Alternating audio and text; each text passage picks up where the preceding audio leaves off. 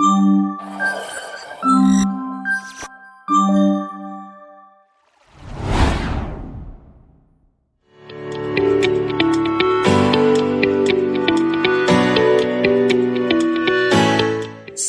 hari, silinder oksigen akan dibekalkan ke seluruh bahagian hospital bagi menampung keperluan pesakit.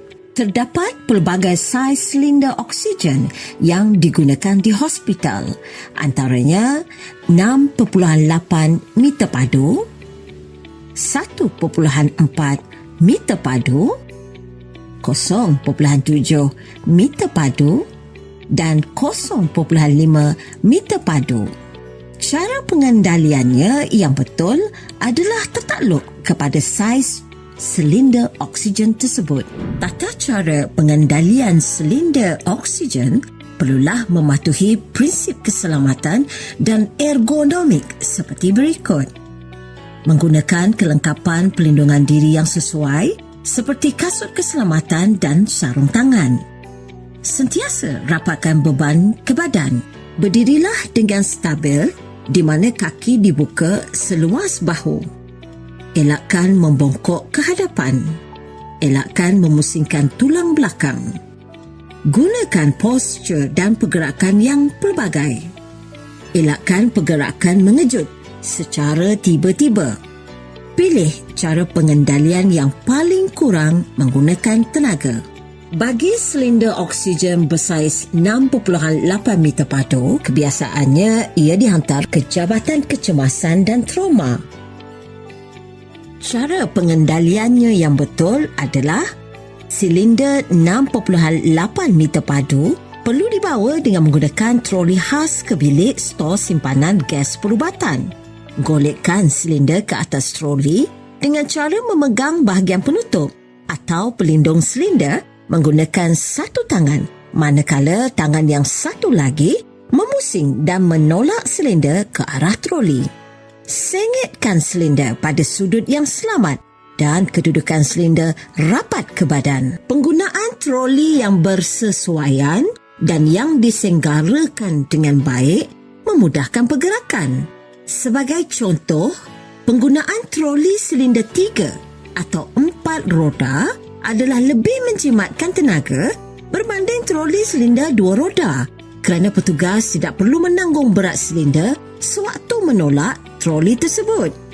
Setelah meletakkan silinder ke atas troli, pastikan ia telah diikat kemas. Sandalkan troli ke arah petugas dengan cara menahan ganda roda menggunakan sebelah kaki. Satu tangan memegang pemegang troli, manakala satu tangan lagi menarik kepala atau penutup silinder ke arah petugas. Sewaktu menolak troli, pastikan badan berada dalam keadaan tegak dan tidak menggunakan pergerakan mengejut, terutama sewaktu mula menolak atau sewaktu ingin memberhentikan troli. Sekiranya troli perlu ditolak mendaki tanjakan, adalah lebih selamat dengan meletakkan bebanan di hadapan. Begitu juga sewaktu menurun tanjakan, adalah lebih selamat menuruni tanjakan dengan cara mengundur. Jika silinder jatuh sewaktu anda menggolekkannya, biarkan ia jatuh. Jangan sesekali cuba untuk menangkapnya. Mengangkat semula tong yang terbaring adalah dengan cara mengangkat di bahagian kepala silinder mengikut tata cara pengendalian yang betul. Silinder oksigen bersaiz 1.4 meter padu kebiasaannya dihantar untuk penggunaan di dalam ambulans. Cara pengendalian yang betul untuk melaksanakan penghantaran silinder oksigen ke ambulans adalah: pertama, keluarkan silinder yang kosong dari dalam ambulans dengan cara membuka pita pengikat silinder. Letakkan silinder di atas troli dengan cara merendahkan badan sambil membengkokkan lutut. Pastikan badan petugas adalah lurus sepanjang aktiviti ini dijalankan. Silinder yang kosong perlu dibawa dengan menggunakan troli khas ke bilik stor simpanan gas perubatan. Bagi memasang silinder ke ambulans, petugas perlu meletakkan troli serapat yang mungkin dengan lokasi penyimpanan silinder ambulans. Rendahkan badan dengan cara membengkokkan lutut sedikit. Angkat silinder dengan cara memegang di bahagian kepala silinder menggunakan kedua-dua tangan. Angkatan harus dilakukan tanpa pergerakan yang mengejut. Dimulakan dengan menegakkan kaki dan badan dalam keadaan lurus. Bagi silinder oksigen bersaiz 0.7 meter padu dan 0.5 meter padu, kebiasaannya silinder oksigen ini akan dihantar ke Jabatan Kecemasan dan Trauma, ward dan klinik.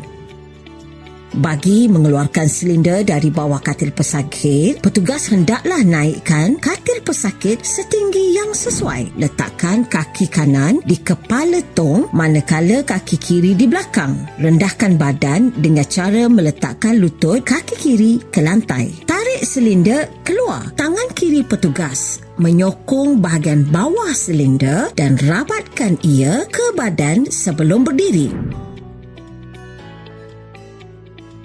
Angkat silinder dengan cara memegang di bahagian kepala silinder menggunakan kedua-dua tangan ataupun satu tangan. Silinder kosong ini perlu disimpan ke kotak simpanan silinder, manakala silinder yang berisi akan diangkat ke atas troli khas. Bagi tujuan ini, angkatan menggunakan dua tangan memegang bahagian kepala silinder adalah digalakkan. Lain-lain kaedah angkatan adalah dengan cara satu tangan di kepala dan satu tangan di bawah silinder, ataupun satu tangan di kepala silinder dan satu tangan lagi membantu mengangkat di bahagian pergelangan tangan utama.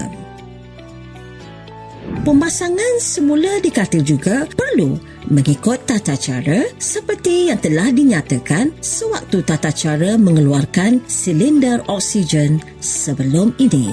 Dengan mengamalkan tata cara pengendalian silinder oksigen dengan betul, kita dapat mengurangkan risiko kecederaan otot, sendi dan tendon. Mengurangkan risiko ketegangan otot, memudahkan kerja dan mengurangkan penggunaan tenaga.